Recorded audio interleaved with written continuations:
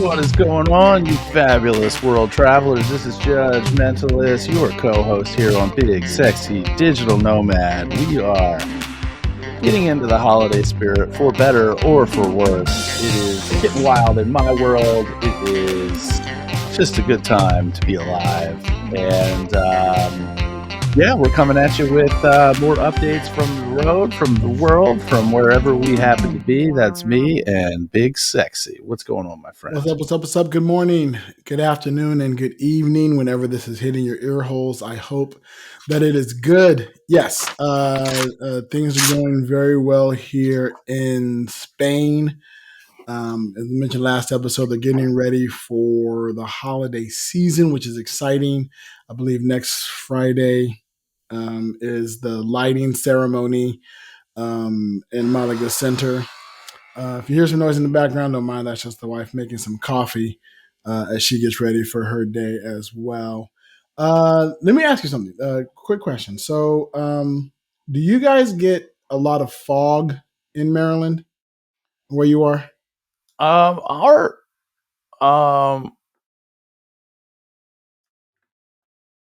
Yes, no, maybe so. Our weather is bipolar as hell.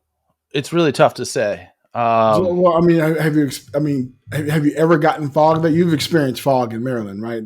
Yeah, absolutely. Does the fog roll in from the Atlantic near where you are? I can tell you that my meteorological skills are lacking to the point where I don't know where it comes from.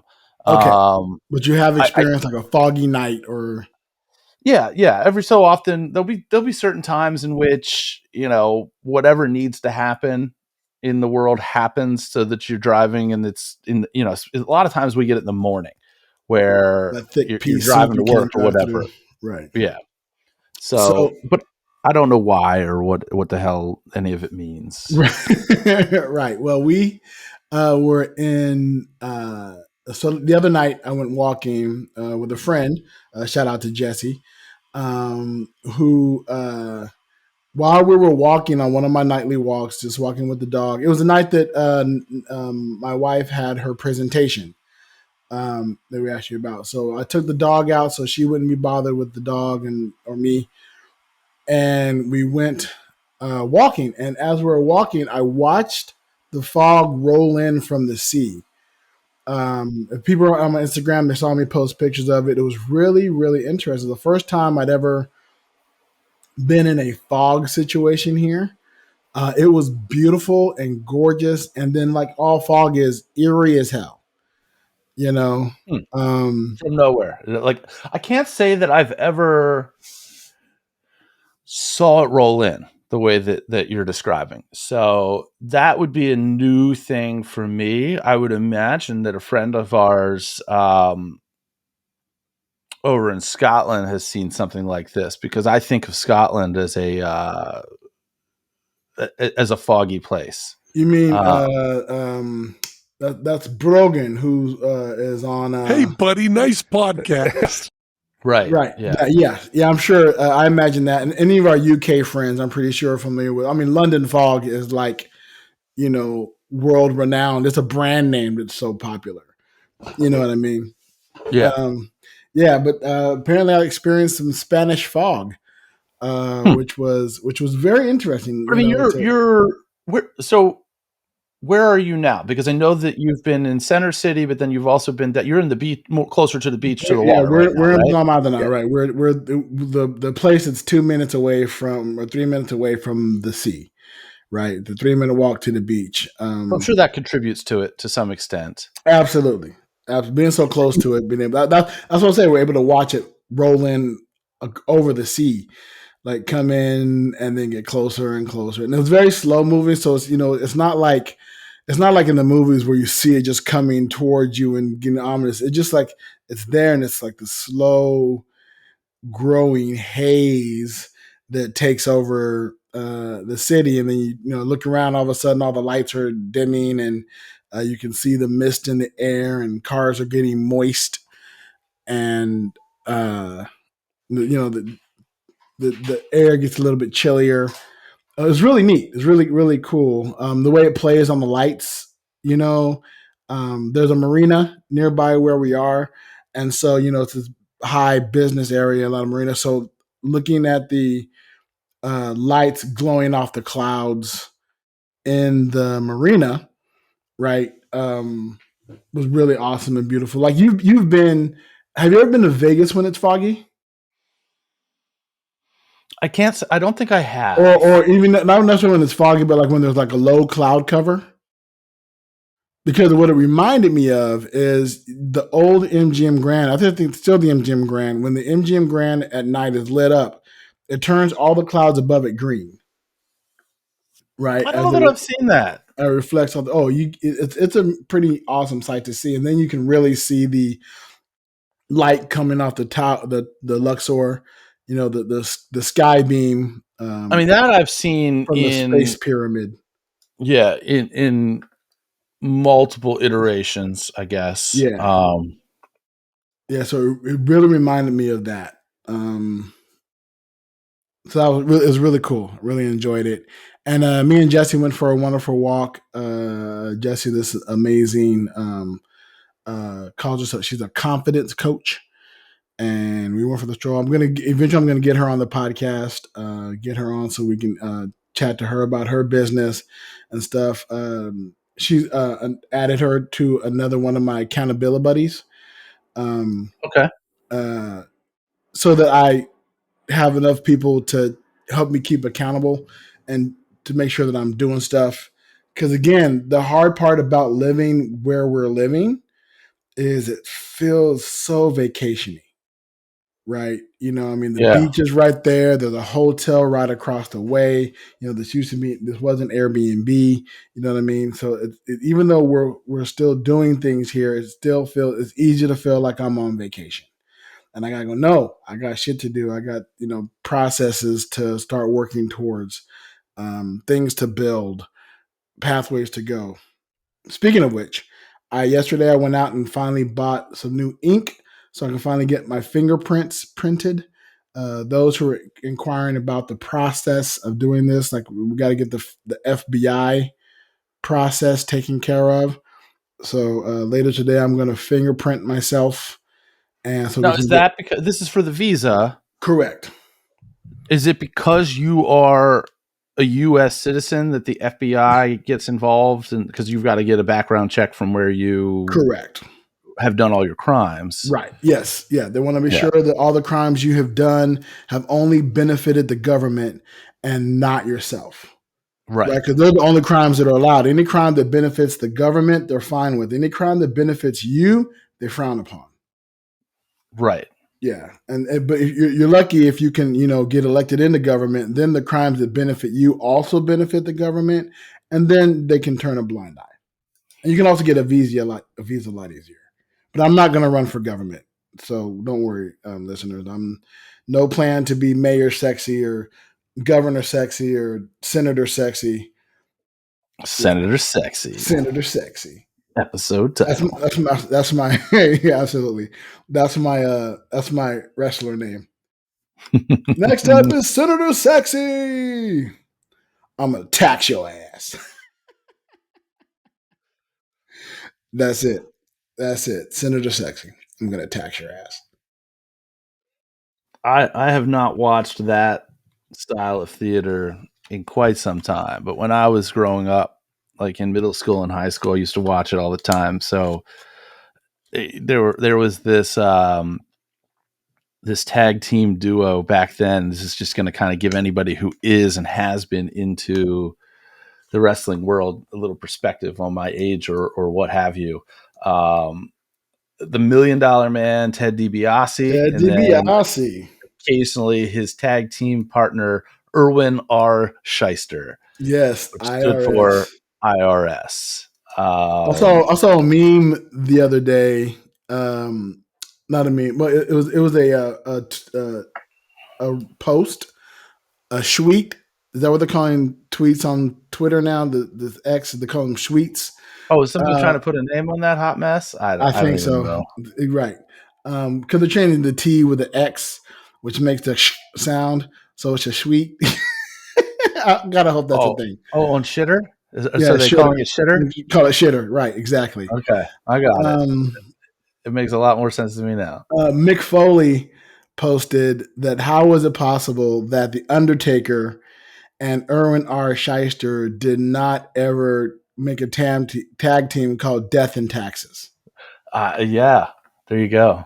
Yeah. Talk about missed opportunity. Probably one of the greatest missed opportunities in wrestling history. Yeah.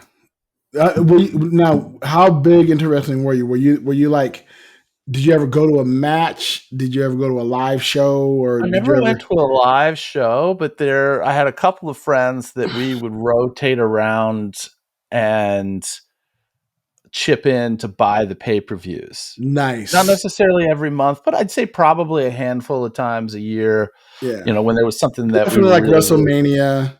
yeah, stuff The like big ones. that. Yeah. Yeah, the big pay-per-views. Yeah. Which I don't even know, because don't they have like a TV network or something now, or a streaming platform? So you just subscribe to it. You're And you not get all the stuff. necessarily buying it on demand. Right. Yeah, they You're take either in or the you're out. pay-per-view and they're like, no, you just pay a bunch a month and it'll equal up what you had to pay for the pay-per-view, pretty much. I was huge into wrestling, so much so that I thought one of my dream jobs when I was a kid was going to be a professional wrestler. Even into my late teens and even somewhat in my early 20s. In my early 20s when I realized that, well, I had asthma and I was starting to get more out of shape. Each passing day, I get more and more out of shape. And I wasn't doing anything to combat that. Matter of fact, I was doing a whole lot of stuff to encourage being out of shape. I mean, I would eat tons of pizzas and fast food and sweets and drink a lot of soda. So I wasn't really in wrestling shape, but I still had the dream of becoming a professional wrestler. And actually, for a while, me and a good friend of mine, shout out to Charles, we had a tag team that we would cosplay as and always mention that we were going to be Alpha and Omega. Okay. Right. I was going to be Alpha. He would be the Omega. Our finishing move was the cat and mouse. Okay. Where after the match, I would start chasing the opponent around the ring, and just before I would chase them he would climb up on the top turnbuckle, and then I would chase them around the ring. I'd get them, and then as I'm chasing them, he would leap off the top turnbuckle and catch them in a flying clothesline, and then we'd pin them.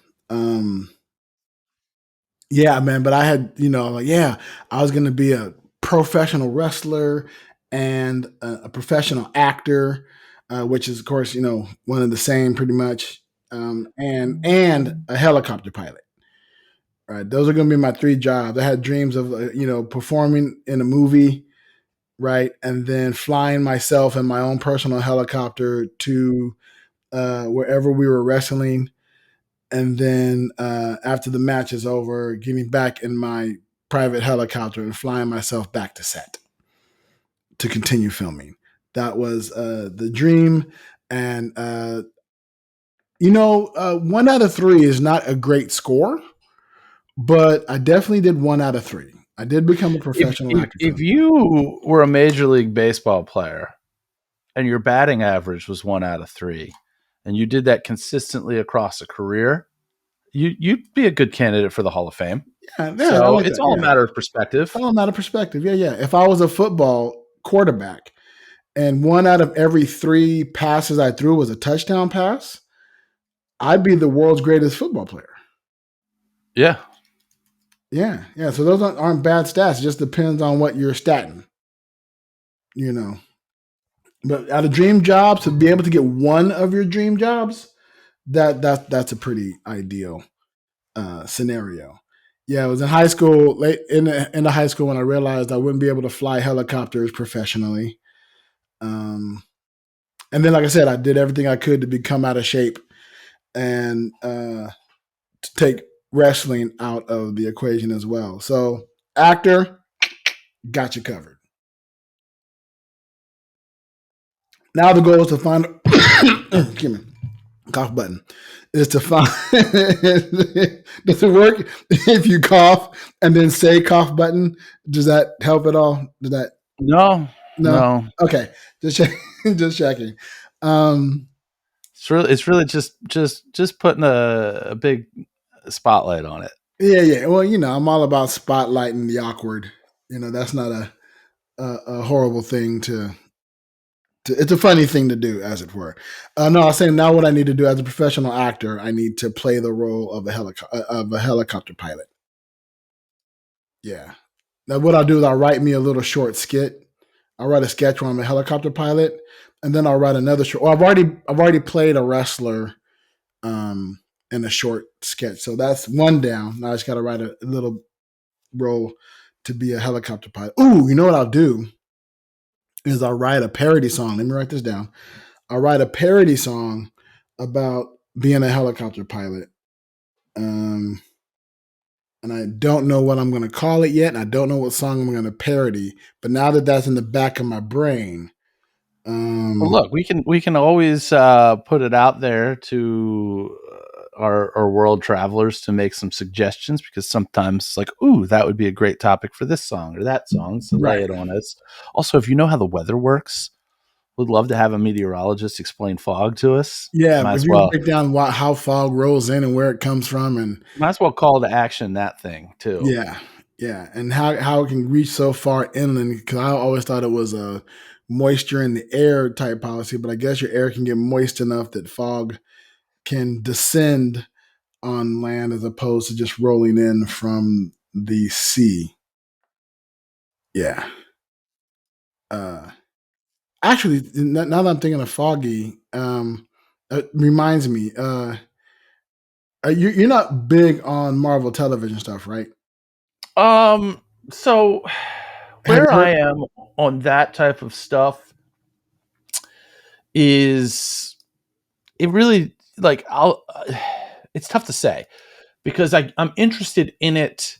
It's a matter of getting into a groove and having the time to digest it, because I will binge something when I start to watch it, and I won't really start something unless I know that if I'm going to get into it, I'm mapped out with the ability to binge the whole season. So, gotcha. So, did you watch the Marvel Daredevil series? The one that was on Netflix with with Charlie Cox and that I think I've seen all of, and that little cadre of Daredevil, basically what became the Defenders, right? Daredevil, Iron Fist, Luke Cage, and Jessica Jones. Jessica Jane, I think is the magician, right? Those I've watched. And did they drop the Defenders?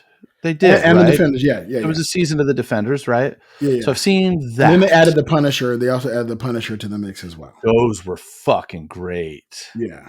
So now, have you heard the news that they're bringing Daredevil back? They've already brought Charlie Cox back in the MCU. He's now MCU official.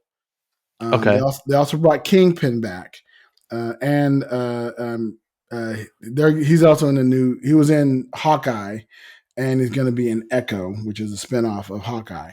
The reason I'm bringing all that up is they scrapped potentially Daredevil Born Again, which is what they were mentioning they were going to release. And I was like excited that it was going to be coming, but they made Daredevil so lighthearted in She-Hulk.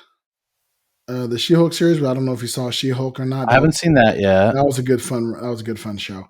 They scrapped it, and now they're talking about bringing it back, and they might be bringing a little bit more gritty and dirty and back to the tone that it was in Netflix, where people said Disney would never do, and it's like, oh no, Disney's going there.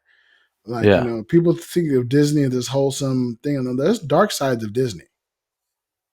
For sure, and ultimately, you can't really take the air out of certain things like that have that tone. You bought Marvel, and it's not.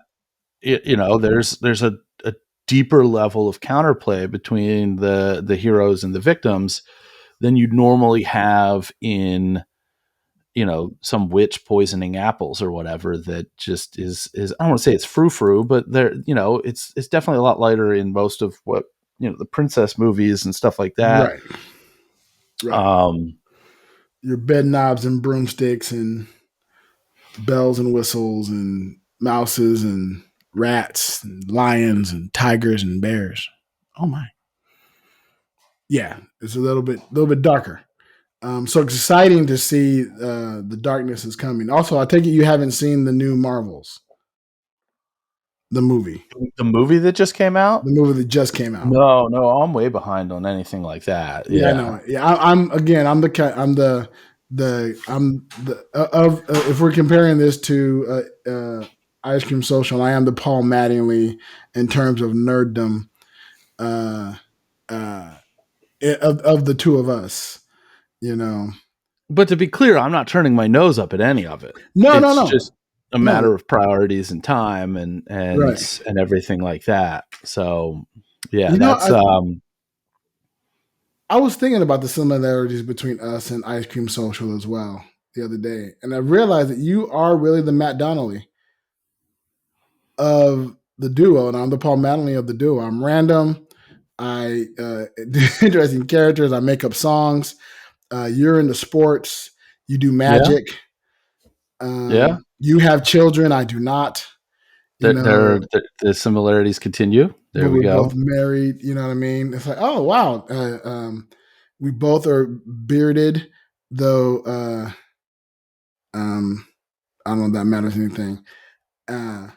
Yeah, so as I often do, like I look at all the different podcasts and spinoffs, and like I look at the other spinoffs. Hey, buddy, nice podcast. I look at them and like who is who of their duo, like because we all spin off of Ice Cream Social. Who do they resemble?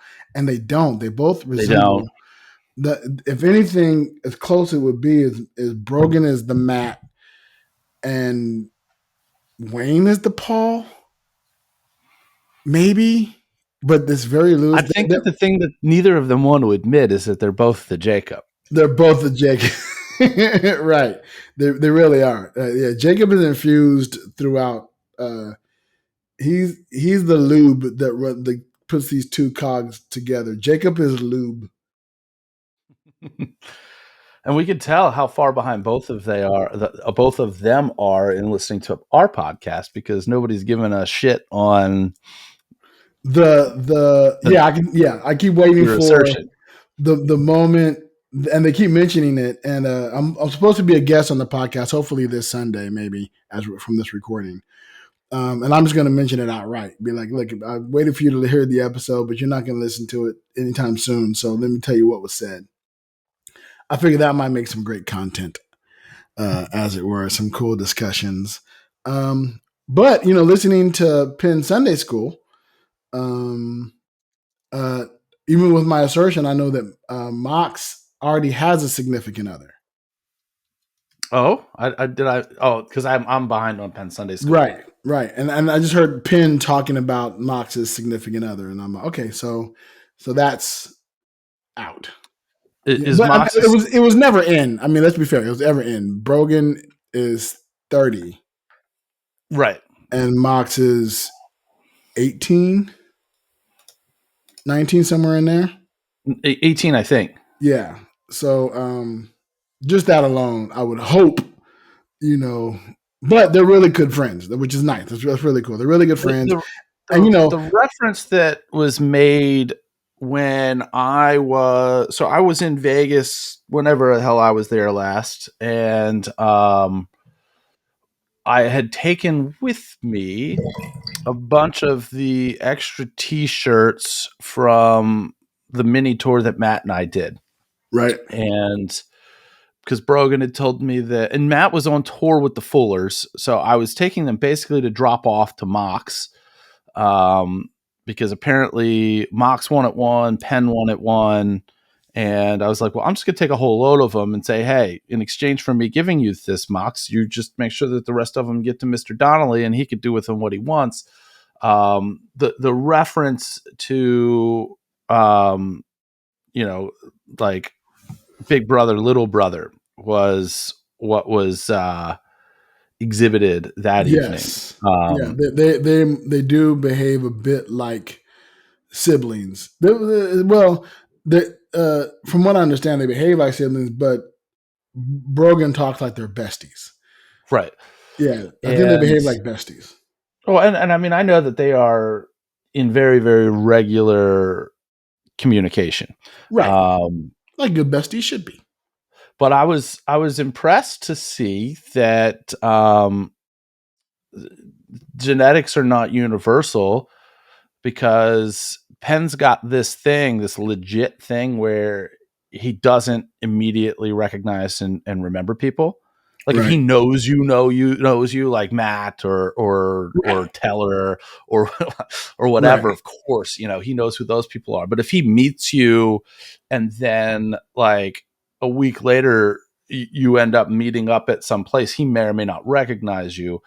Mox, who I met in person one time back when I was in Vegas with Brogan and Wayne, and we hung out in the monkey room or whatever afterwards, immediately knew who I was as I was walking up. And I was like, oh, I was not necessarily expecting, I was expecting to potentially have to be like, oh, hey, by the way, it's me. This is who I am. This is why I'm here. There was none of that. It was immediately like, oh, you've got shirts for me, huh? Right. Right. Yeah, definitely.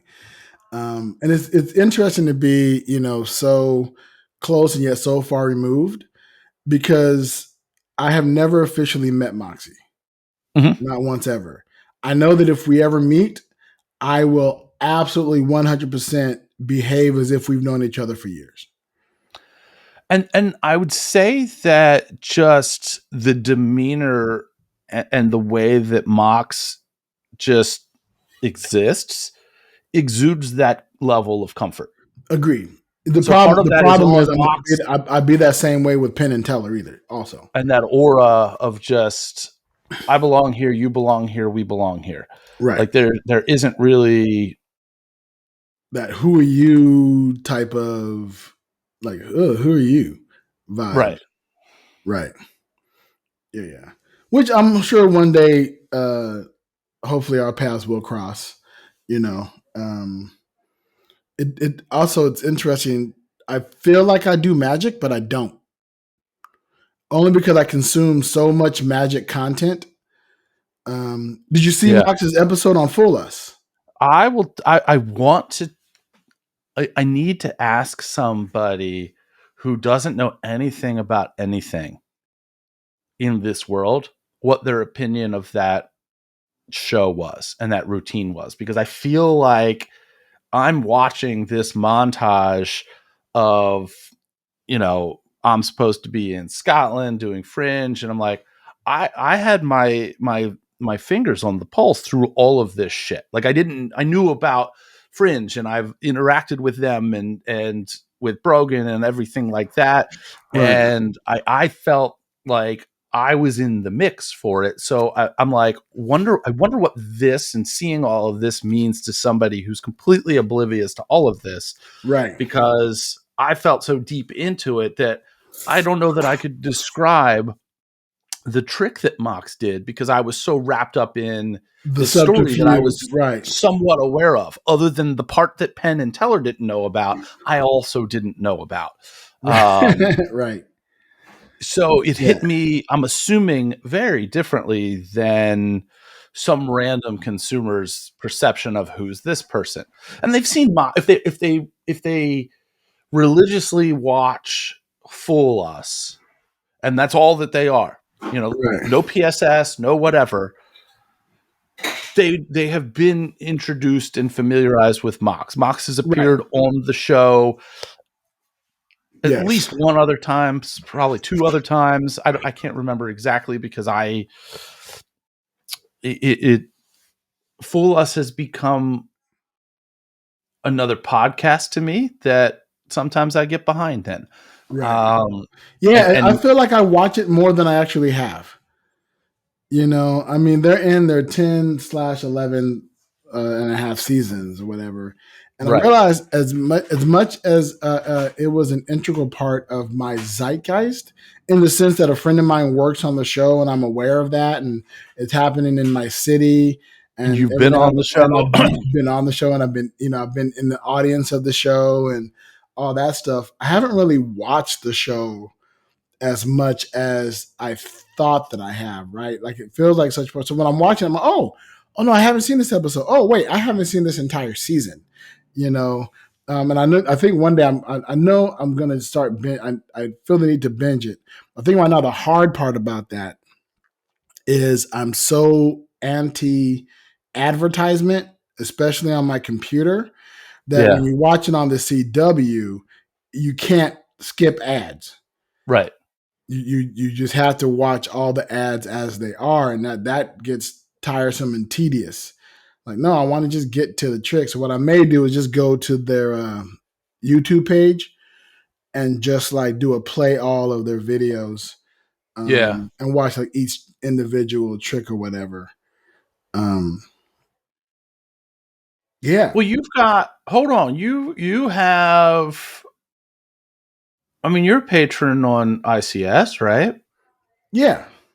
So if you go back through the archives, or as they present moving forward, if you go to the actual Patreon listing, not straight from the RSS feeds, of when Matt and RJ do the full Us behind the scenes episodes, right?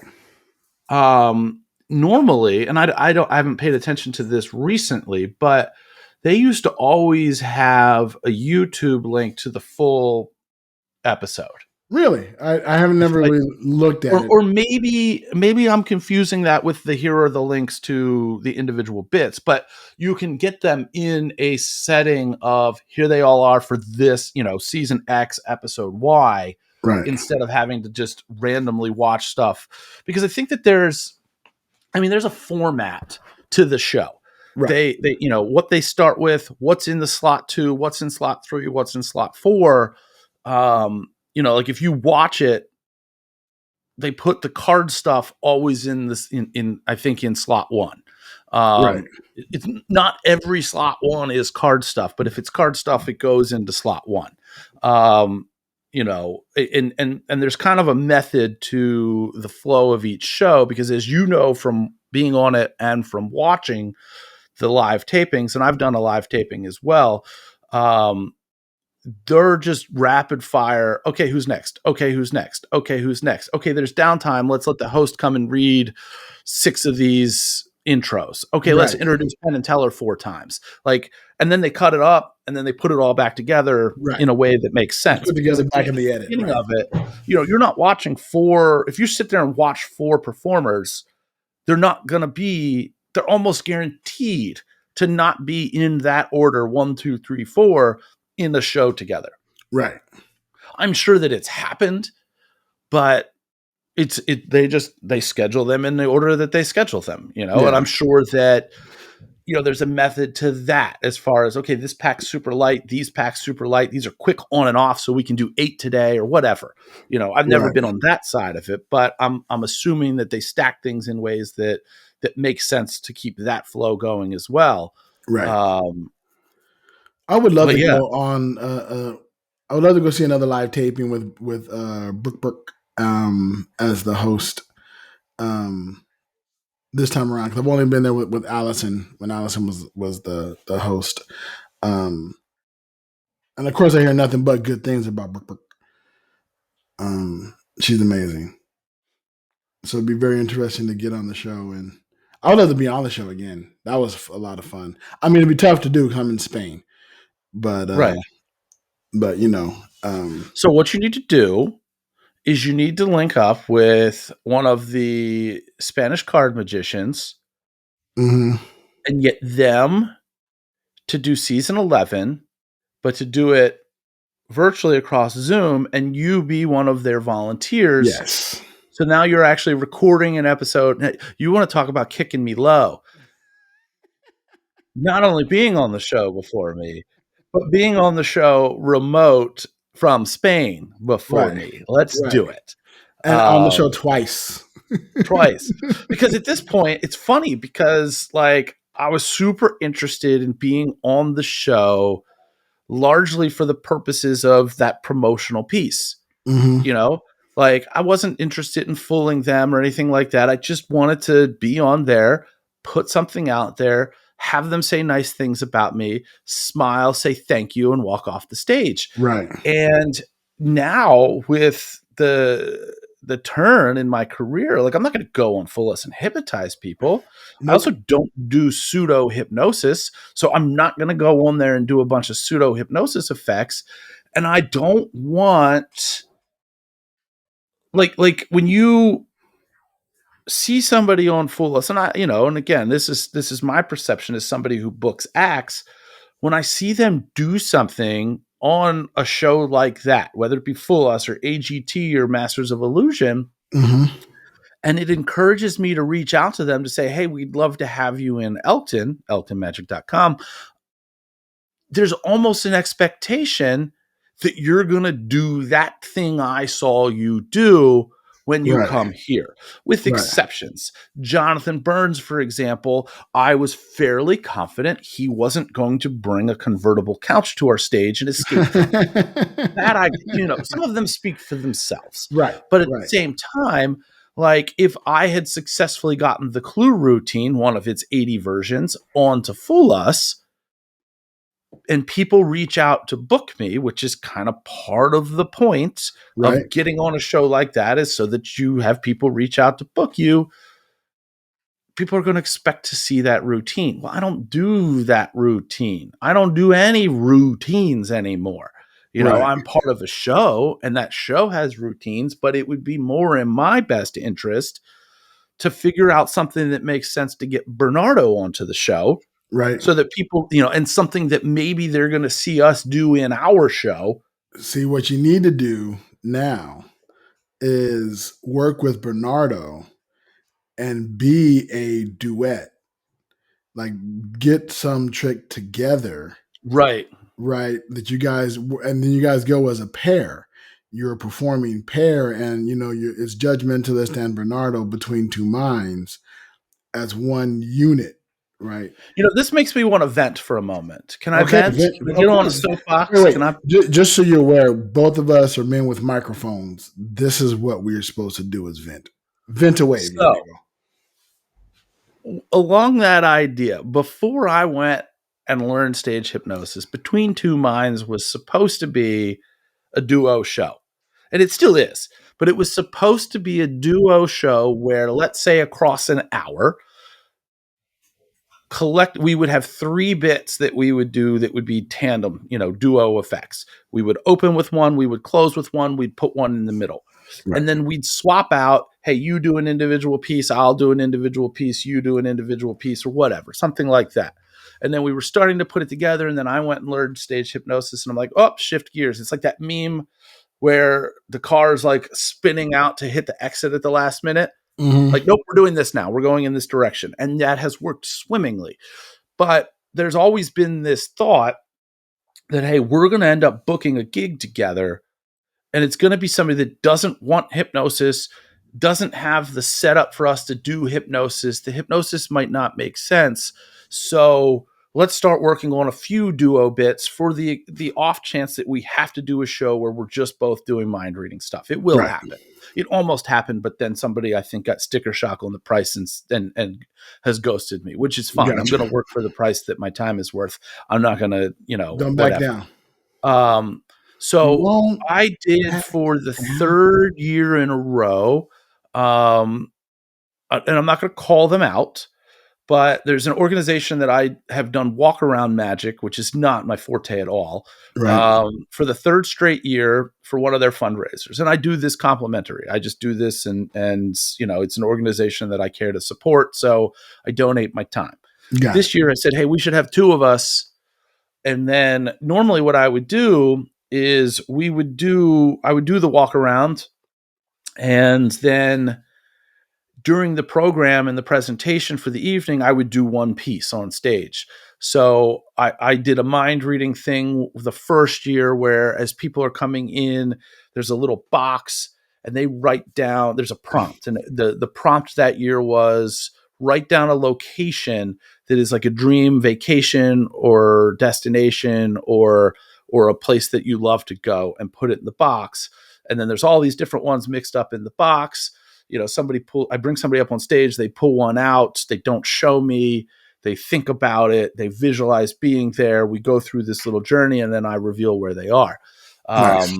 The last year I did this 4-card tear, which you've probably seen Penn and Teller do, or if you've gone to the Fuller's live tour, that's part of their show.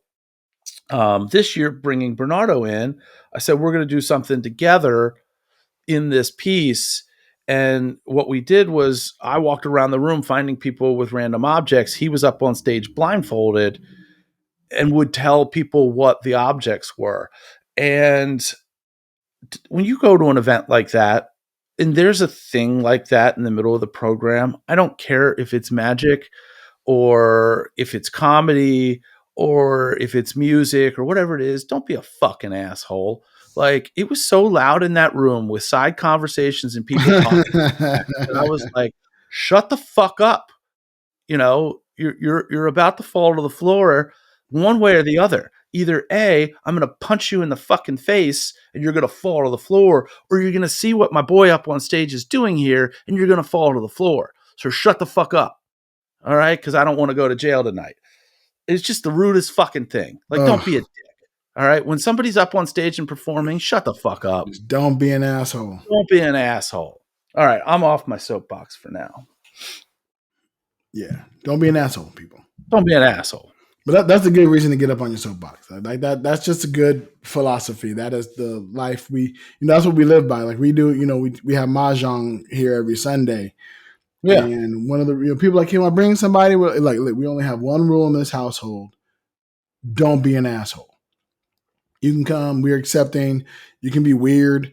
We have weird friends who come up and do stuff. We have, unique individuals with interesting quirks about them that are welcome in our home, and we accommodate that. The only rule is you cannot be an asshole. That goes for our mahjong. That goes for our Christmas party. That goes for anything we do. And I'm nice and loving and I'm nurturing and I'm caring, but if you're an asshole, I have no qualms of telling you, get the fuck out of my house. Yeah. Luckily, I actually started, to move the flow in the opposite direction at my last hypnosis show, which we did at Cult Classic Brewery, which was a ton of fun. I think we talked about it briefly here. A little bit. I have a new thing that I'm doing now at the end of the show, where as I take out the suggestions, you're no longer under the influence of any of the suggestions tonight, but I will leave you with this one remaining suggestion. Tomorrow, when you go about your day in the world, you will feel compelled to do something nice for somebody randomly. Nice. And when you do so, you will feel fantastic about it. In fact, that overwhelming edge will compound, and you will just continue to feel the need to do random nice things for random people. And that is never leaving my show. No. Unless I upgrade it, unless I find a better, more eloquent way to do it, I will have no way to know whether or not people go and do that. But boy, oh boy, I'm going to fucking try. Yes, that's it. And if I can leave just a small ripple in the pond that is this world, I'm going to do it.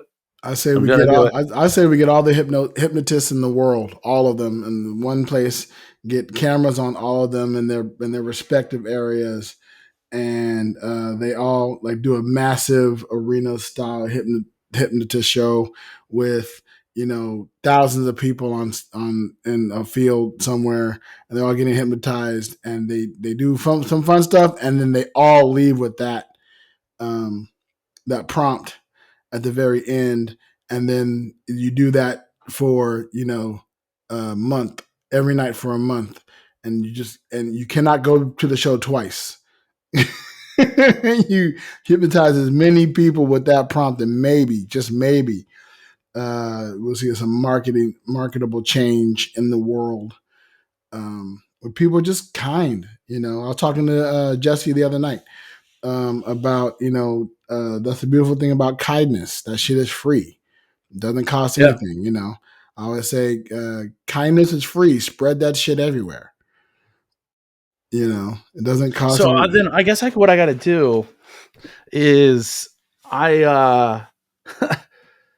through a sponsorship of a golf outing for Autism of Delaware, I've gotten to know one of the TV broadcasters for Fox Sports, specifically for NASCAR. Okay. Oh, yeah. And I consider NASCAR to be the biggest hypnosis show in the world.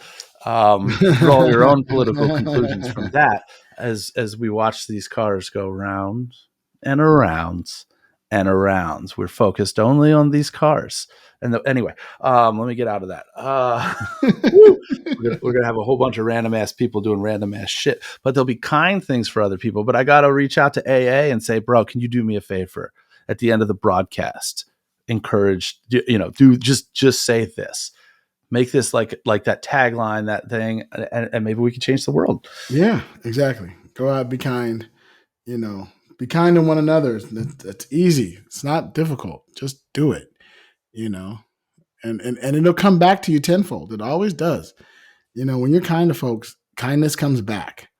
Yeah. And I don't know anybody who doesn't like having something kind happen for them. So listeners, we encourage you to be kind.